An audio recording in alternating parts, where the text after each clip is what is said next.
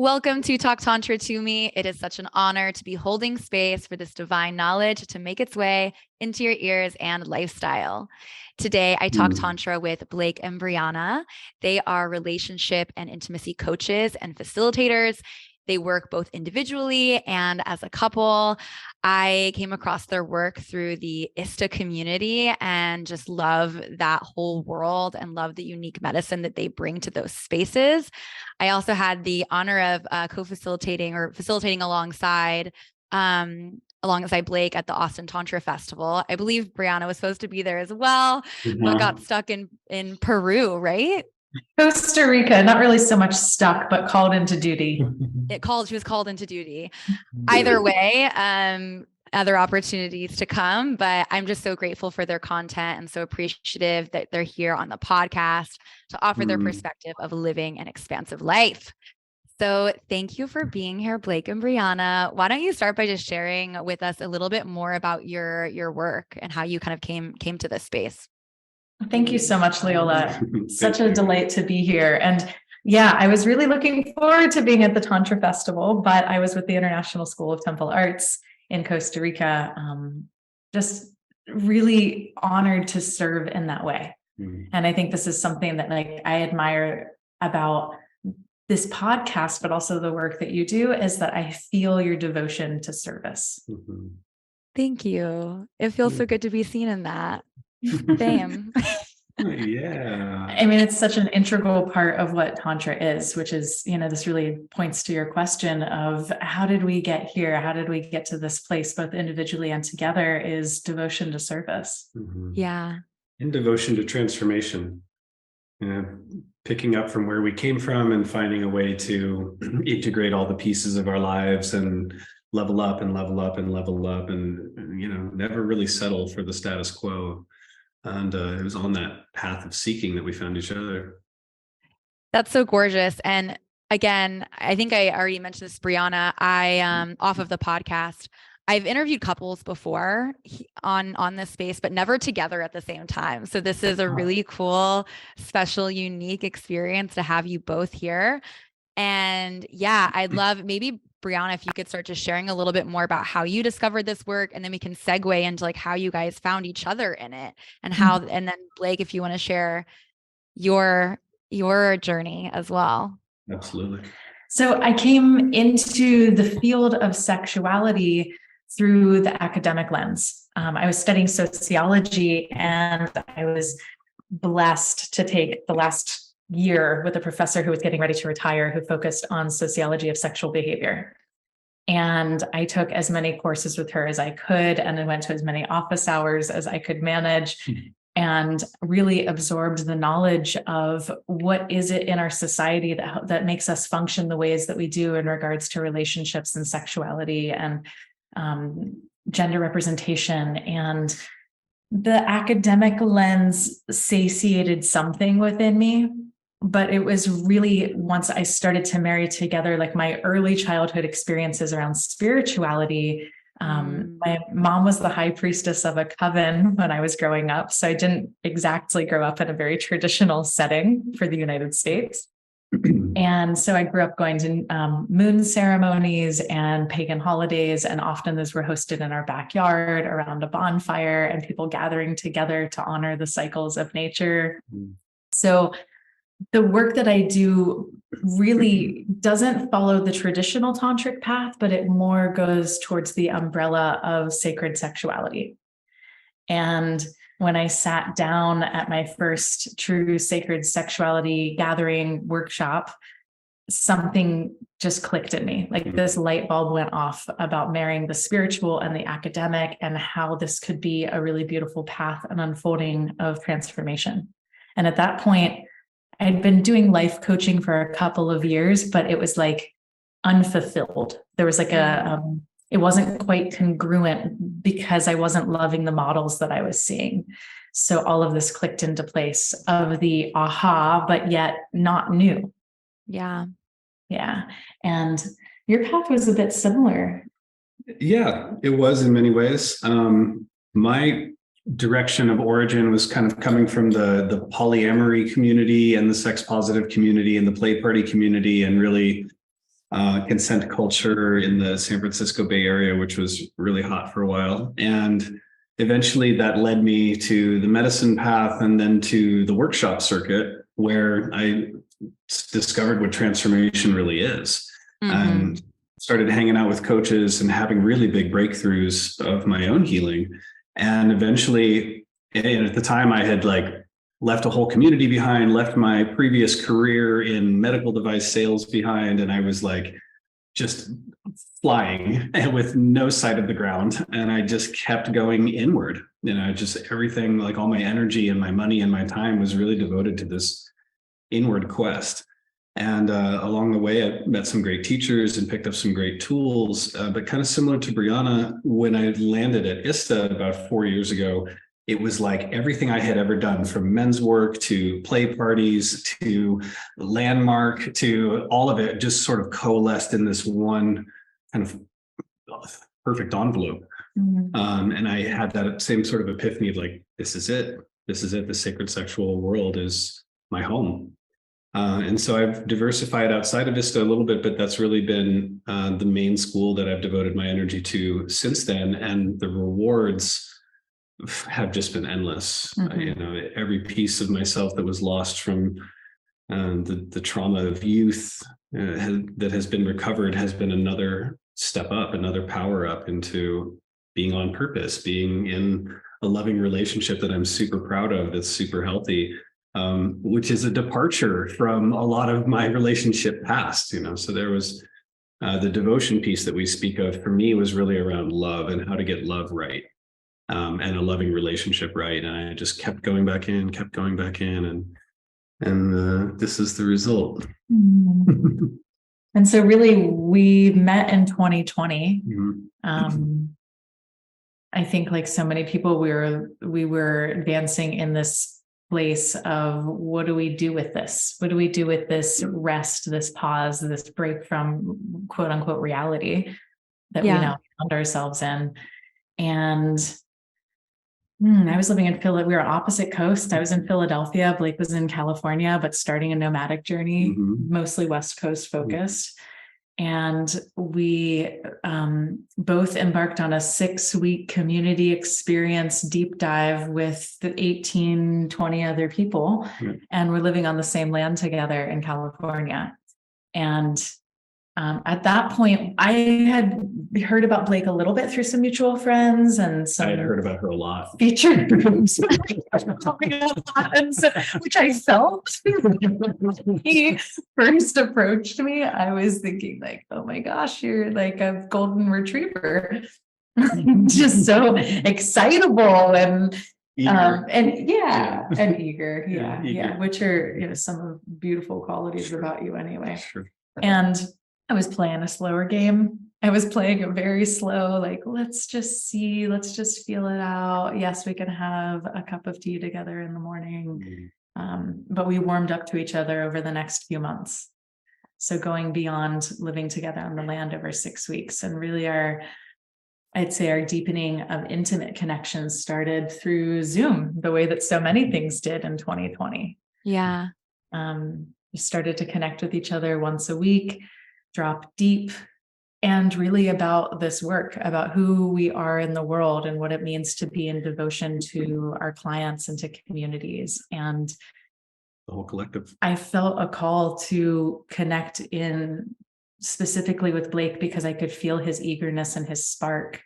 And I could see that he was magnetizing people towards him. And I think that the skeptic part of me was like, show me who you are. Are you really who you say that you are? And do you know what it is or how big this is? Because I could feel his power. Yeah. And some part of me that has grown up in a world of also feeling hurt or like I've had my own boundaries crossed. Like I haven't held my boundaries, I think is the more self-responsible way to say that. I haven't held my boundaries with people who are in positions of power. And I've seen a lot of people get hurt when they don't realize how powerful they are. And I also had a deep love, like for my brother in this work. But having those conversations and really Blake's openness to allowing me to energetically penetrate him when Not we were just energetically, but Sure.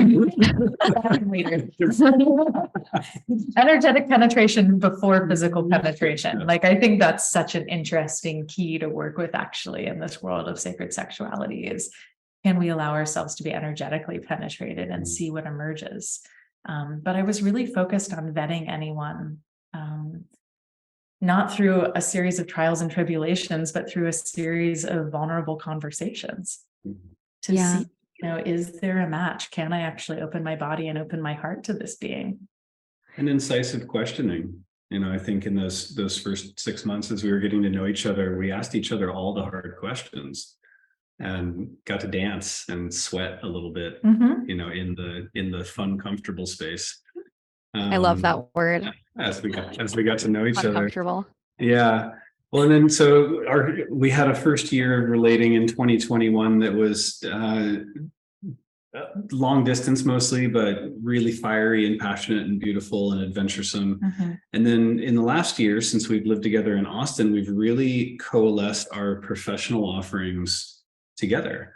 So we've produced events locally. We'll talk a little more about that later. But we also do deep dive couples work, and some with individuals as well, but especially with couples.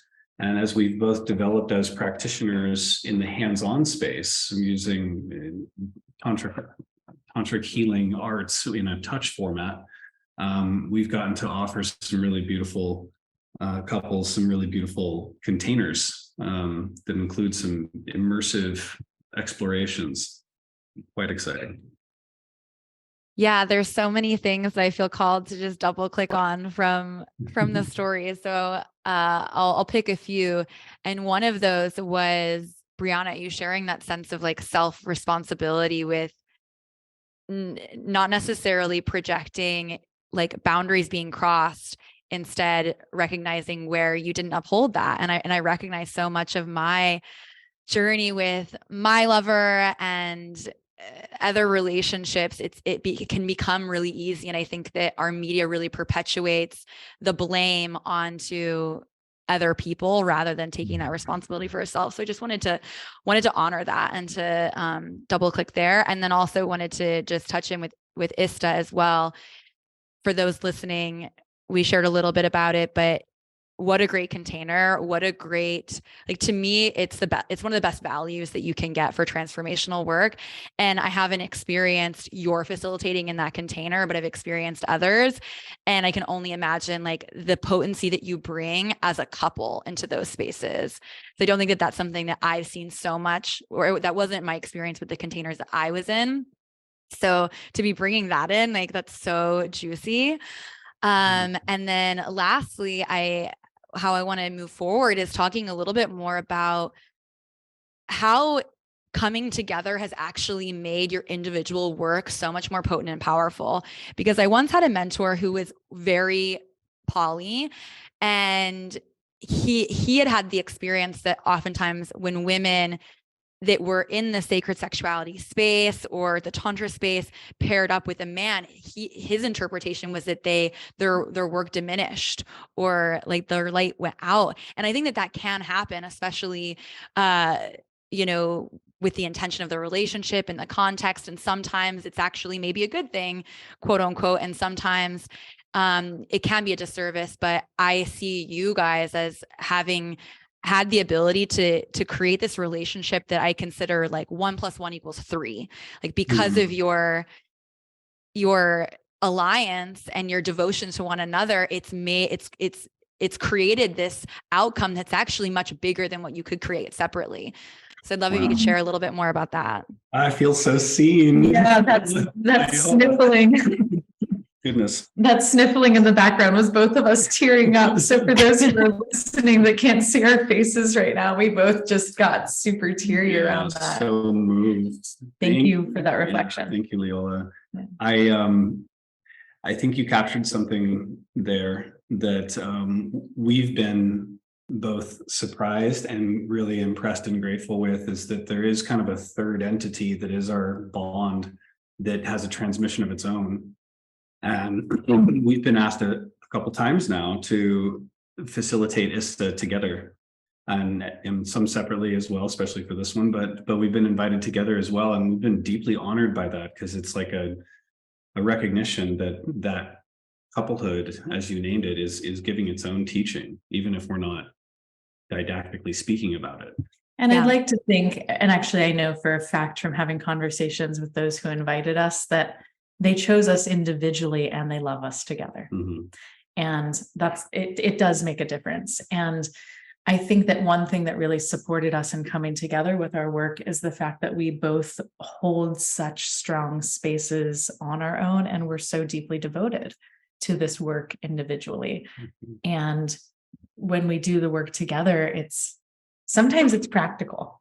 Sometimes there is a practical piece of like, okay, so we're home for a month, and instead of busting ass in 2 separate office spaces, let's create something together. Mm-hmm. I don't mean to use this too lightly, but it's one of the ways that we make love and that we make babies, actually, is through our work. So instead of having physical children running all over the place, we have physical projects running all over the place. That's true. Go ahead. Sorry. Yeah. To address your question about how has it leveled us up in our individual worlds, for me, working with Briana gives me a sense of being supported and backed up and strengthened that I don't think I could possibly create for myself. There's like a legitimacy to my work because this one is sitting beside me, vetting it with every word. There's and so even when I'm in my own space working with my own clients, I feel Briana at my back. Yeah. It supports a lot of things. And we also speak the same professional language. So it's really easy to bounce, our individual queries off of each other. Like, hey, I've got this thing with this client and here's what they're doing. What do you think? And it's like, I've got an oracle in my pocket. It's pretty amazing. But it really has, it's bolstered. I'll speak for myself. It's really bolstered my sense of like confidence and clarity, and getting so many ideas about what really works from Briana's expertise has helped me like hone my own craft in big ways. And I'm very grateful. A lot of couples do go into doing work together and it starts to erode something else. You're not having that experience yet anyway. No, it really seems to be adding like additive to the relationship as well. And we have a pretty natural flow around when is it time to talk about work, because we love our work and our work is our life. And we live the values of what we're talking about with clients. So for instance, we were meeting with someone this past week, and what they were talking about during the session was a pretty big mirror for exactly what we're working with. And in fact, maybe it helped to shine a light on something that we weren't talking about that was happening here. And we haven't necessarily talked, real time, this is happening, that I'm saying this, that we haven't said it. But within 24 hours, we were having similar conversations around our own, the same thing that the client was struggling with. We were like, yeah, wow, this is coming up for us now. And we see that mirrored all the time. What we're struggling with shows up in the room. We're supporting other people and working through their challenges. And then we're able to bring that back and actually weave it into how we can be who we say that we want to be in the world. And that's something that I take really seriously. Is like, it's so easy to have a great marketing team, and it's much more challenging to actually be who we say that we want to be, because we are imperfect humans. Us, the two of us, but then, also everyone I know turns out is an imperfect human. And to be fully transparent and to be holding each other accountable and incredible. Yeah, really matters. Yeah, that's so gorgeous. I've also had that experience in working with people both individually and with couples, that it's like so often it's like such a mirror for what's happening in my own experience, and it just takes us deeper into that initiation. And I'm curious to hear more about like how you find that balance in so much of your life being overlapped, and how have you created such a space of ease with that? Sometimes it's not. Sometimes it's not. Right? I mean, we hold the intention of ease, like legitimately in this exact moment, we're in ease today. Sure. Right. And we just moved into a new house. And for anyone that's moved into a new house with anyone that they love and adore and also do lots of close work with, there have been some things that have come up for both of us, like, where is my freedom and where is my space? And how do we negotiate the terms of decor? And why are you going to put the toaster there? Seriously. Because this is where I like to make toast. Mr. Quickly. How do we keep balance? We laugh At ourselves. We have as much sex as we can. We recognize when we're there's always a bit of an intention setting, imperfectly, sure, but there's like, how do we want to spend our time right now? Rather than just bringing stuff up and letting conversation take us away. Every once in a while, one of us will just call a pause and be like, hey, actually this doesn't feel like the right time. I don't feel resourced enough. Can we shift gears, or can we take a break from talking and just co-regulate with our bodies together? And 85% of the time we're open to each other, and 15% of the time one or the other of us needs something different than the other person. Yeah. And I think that probably all couples or people in any kind of relationship can resonate with this. Yeah. It's great when things are great. And when things feel rocky, or when there's a difference of opinions, that's when there's breakdown. And so then it's like, what do we do in those moments? Do we phone a friend? Do we take time on our own? Go for a walk. And space is really the answer to so much of this. Like, we have built-in space because of our teaching schedules separately. And we anticipate, like, over this last year, we've had quite a bit of time together, but there's been long stretches apart. And when we take a snapshot of the next quarter, it's about 50-50. 50% of the time, maybe 60% will be together. And then there'll be weeks, or sometimes 10 days to 2 weeks, that will be apart.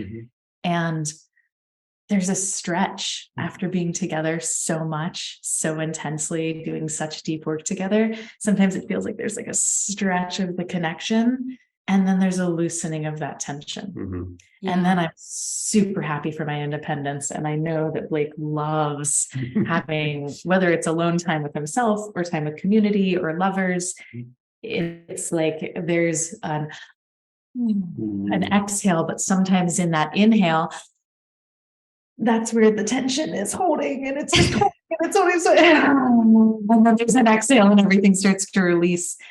And our assholes release, and everything starts to settle and find its place. I love the analogy. My partner and I refer to ourselves as superhuman. So like, we're superhuman, but we're also just like super fucking human. And there gets to be so much grace for that. And really just highlighting the idea of being nourished and resourced, because I find that so much conflict for my own experience as a human in partnership, as well as with other people, it's like really like taking responsibility for taking care of yourself so that you can show up in the relationship. Like, when I don't sleep well, it's like, great, here we have a day in which I'm going to be extra sensitive. And there tends to be a greater likelihood of activation. So making sure that we do have that spaciousness and nourishment and all those good things. And I'm curious to hear more about like how this relates to your relating structure. Like, are you guys monogamous, polyamorous? How does that play into the work you do as well? I want to respond back to one thing that you just said, and then we can bounce. Let's do it. I think it'll weave really nicely. My experience in my past relationships is that the work was getting done when there was a problem. And I often hear people say, and really I'm kind of working with something that Michael Gibson and Laurie Handler's taught me, which is that they often hear from people when there's a bump in the road. And people often say that, like, I'll call you when there's a bump. I'll call you when we hit a bump. Right. Yeah. But one thing that we really focus on in our own relationship, and this is really where we work with other people in their relationships, is to do the work before the bump happens, because we are going to hit bumps. And yes, that will be incredibly expansive time for us. But what if we can focus as much time on the up leveling before it's bumpy? Yeah. And put your seatbelt on. It's like putting the seatbelt on before. When we are Go. Exactly. Yeah. Putting the seatbelt on before, when you see that the road clearly isn't paved anymore. Yeah. Why let yourself go through that all bump? Yeah, exactly. And maybe getting a car with better shocks and, Yep. this the up leveling.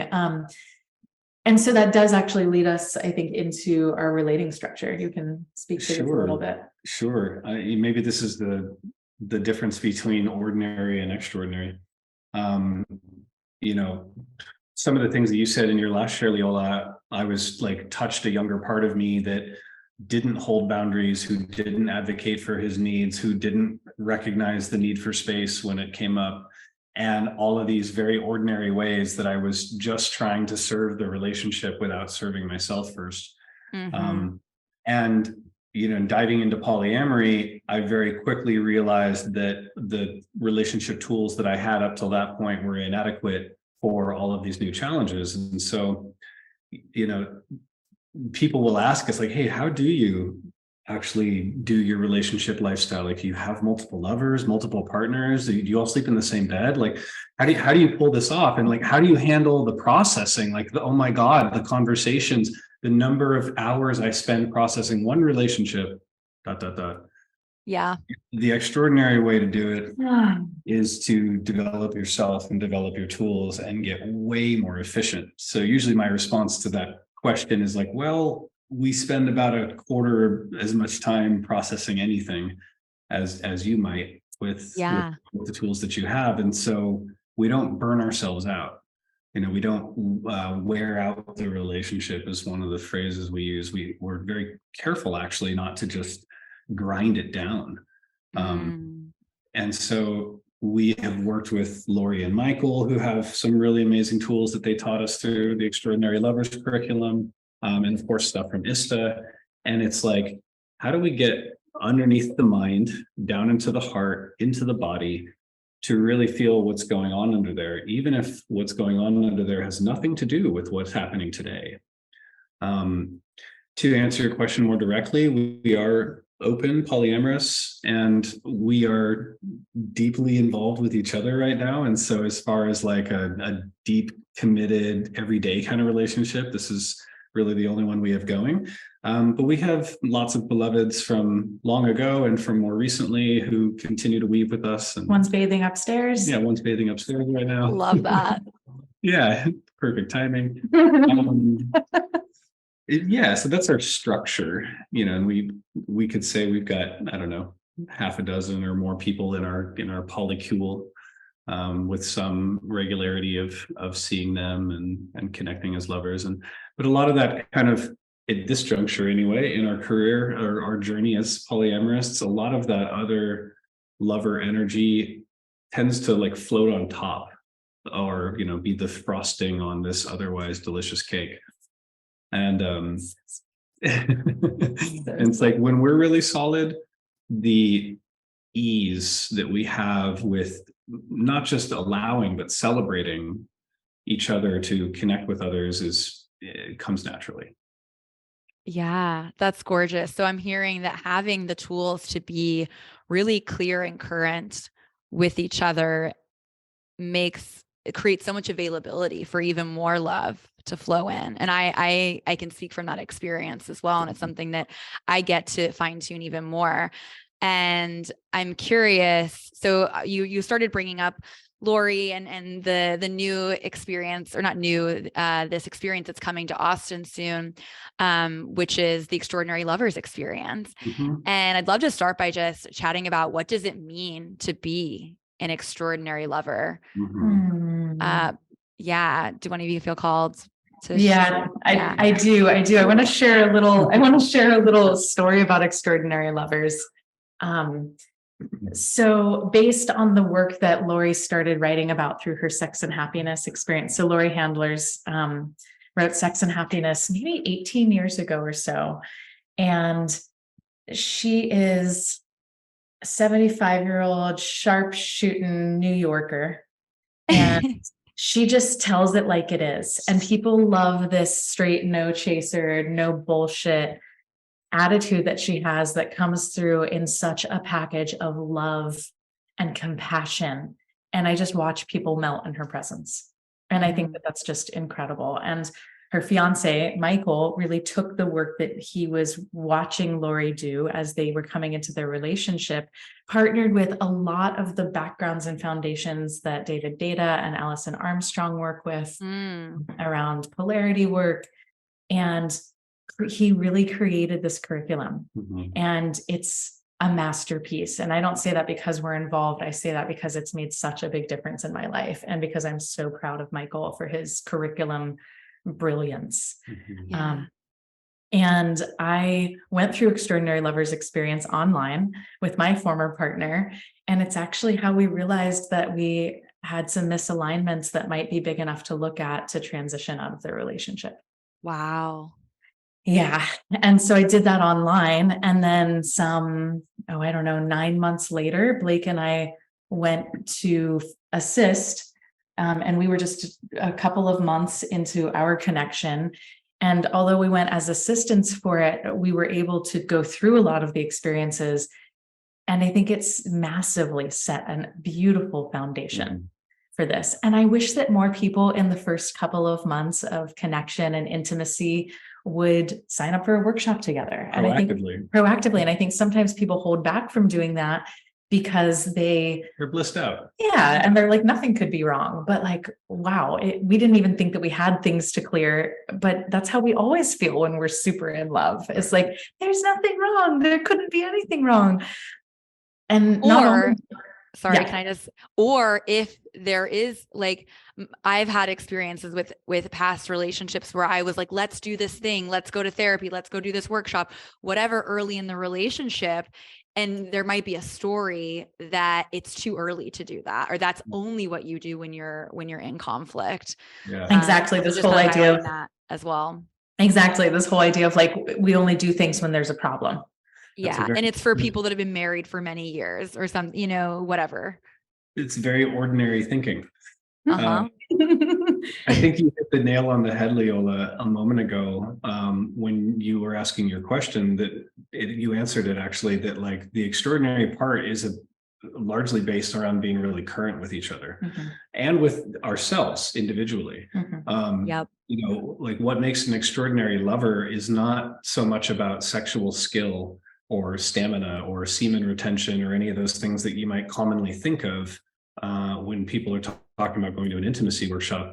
But really, it starts at the foundation with, how do we develop the love within, the love for self, to create a stable enough center that then I can move into love with another from congruent strength and clarity, rather than need or desperation or even just a desire to not be lonely. Those are more fear-driven responses. And so the extraordinary lovers experience is much more oriented around love as the driving element for all the things that we're going to do. Self-love, relational love, who can come back to love? Like, how quickly can we come back to love?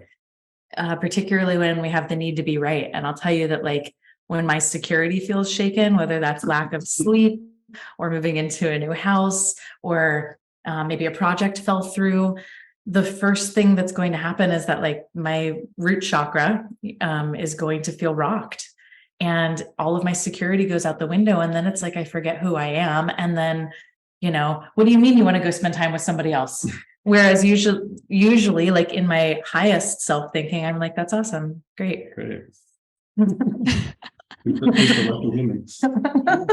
Yeah. So much of it starts with, can you love yourself enough to be honest about what you need? Can you love yourself enough to trust yourself? And I love that as a foundation. And I also want to touch back in on Lori Handler as well, to share with the listeners. She actually facilitated a level 2 for me, a level 2 ISTA. And yeah, she's such a firecracker in her style. She's such a stylish woman. I love her outfits as well. Okay, cool. So let's hear some more about the who, when, where, what of Extraordinary Lovers, so people can get all teased and excited. Yes. Yeah, it is coming to Austin. I had a deep desire to do this work in Austin. I love Austin. I think it's an awesome place to come visit. I think it's just a perfect time of year to come visit. So May 19th through 21st. And we're holding this in North Austin. And Michael and Lori are coming into town for this. We've collectively done a lot of teaching around the concepts. I taught Extraordinary Lovers with Michael and Lori last year in Honduras, and this is their only one in the States, I believe. I think this is the only time that we're offering this in the US. And so I'm super hyped that we were able to work it into all of our crazy teaching schedules. It was like we found the one perfect window that we could make this happen that wasn't in the dead heat of August in Austin. What else do you want to say about it? That's it, really. 3 days, mostly full days. We wrap up a little early on Sunday. It's experiential. Hands-on. Although it happens in a group, the focus is like there'll be a teaching concept and then you do some work, and then a teaching concept and then you do some work. And so for what people are investing in coming for the weekend, I think that you really get, the equivalent of what a lot of our clients get from 5 or 6 sessions of working with us one-on-one. And I think like what I took away from it is that it's packed full of useful material to be able to work with for months to come. I mean, lifelong skills, of course, but even let's say, that you're just coming for the weekend, like I can easily see supporting a couple, which we do a lot of one-on-one support during it too. Plenty of times we send people off into their breakout spaces, which means working with the partner that you came with to work through and on something real time. And then they wave me over and then they get spot coaching. And then it's like, oh, great, that was easier than we thought. And I think that's really what we try to do, is to make things that feel complicated easy. There's also a beautiful synergy that happens in the group space when you're in there with 19 other couples and everybody is working on their own piece of vulnerability and tenderness and love and sweetness, and everyone's sharing it. It creates such a permission field for all of us to be imperfect and for us to be extraordinary at the same time. Like, we're really beautiful in that regard. And this is for couples from all walks of life. Lots of people come that are in monogamous relationships, that have been married for 20, 25 years, that are looking to have something new. People that are Lori's age. People that come to bring spark back into their connection. New couples, older couples.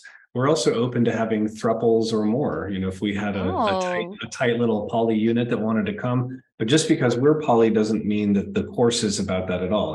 Lori and Michael are way further down the monogamy spectrum than we are. So there's really no like hierarchy that we're teaching from.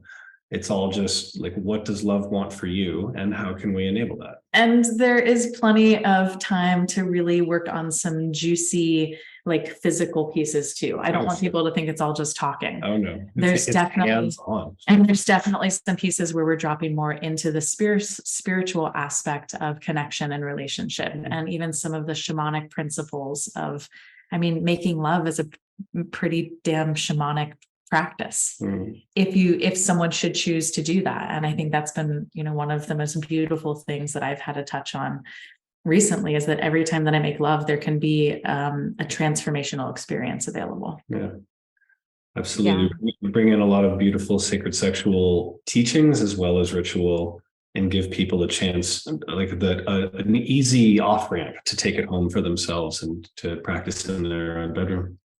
Yeah, it sounds like such a gorgeous integration of the body, the mind, and soul within the relationship. And so couples, can individuals come, like single solos, or is it really just couples? For this particular one, we're just having the focus be on couples. There's times that we've had extraordinary lovers that's been mixed. And so we're playing with it of what is it like if we just have people who are in relationship with each other currently. We do, however, offer a lot of experiences for individuals. And ISTA itself is primarily personal development. It's primarily an individual journey. Yeah. Great point there. Cool. So I'm feeling a natural sort of close here. Is there anything else that you guys want to bring up or close with? We'd love to see you at Extraordinary Lovers. If for some reason, you and everybody listening, please come join us in just over a month and a half, May 19 to 21. And if that doesn't align for you for some reason, but you are curious about what Briana and I do and how we work, We're easy to reach. You can check out our websites, which are just ournames.com. You can reach out for us on Facebook. Direct messages are fine. We are available to consult with anybody, couples or singles, or as I said, moresomes, thruples and moresomes. If you want to know how to create the perfect group sex experience, that's a whole other workshop. We haven't quite created it yet, but how about if you want help in creating the love life of your dreams? There you go. There you go. Love that. Okay, beautiful. I'll go ahead and link, all of their information as well as the information on this workshop in the show notes, and use that link or mention the podcast if you do decide to sign up. But yeah, yes, thank you. Please. Let me just highlight that. If you heard through the podcast and you're coming to Extraordinary Lovers, definitely mention that you heard about us from Leola and give her a shout out. Thank you guys. Thank you so much for joining me today. And I also want to express my gratitude to the listeners. Thank you once more for opening yourself up to the idea of sacred sexuality. With so much gratitude and love, have a sexy and spiritual day. And I'll catch you next week on Talk Tantra to Me. Ta-ta. Bye, Leola. Thank you so much.